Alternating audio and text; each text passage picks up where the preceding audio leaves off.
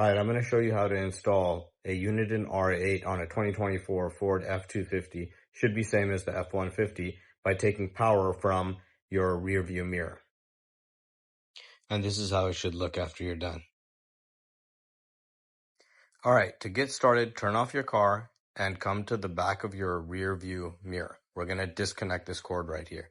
Note the location of the factory green wire, which is the ground, and our black wire is going to go with that.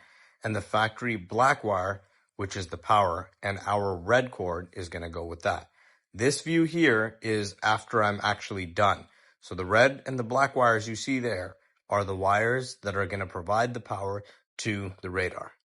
Remove the wire from the mirror using the tab at the bottom. You just press it lightly, it'll come out.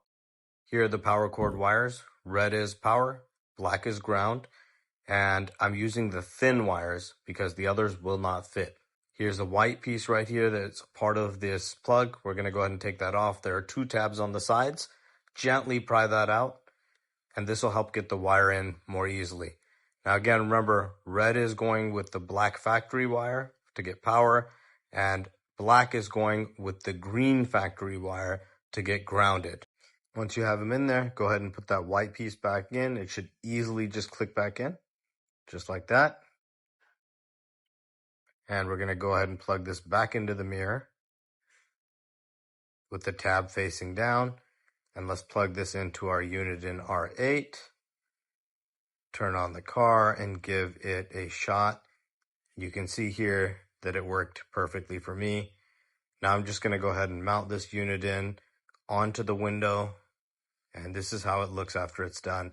I cable tied the wires to the factory mirror wires and cut off the tabs.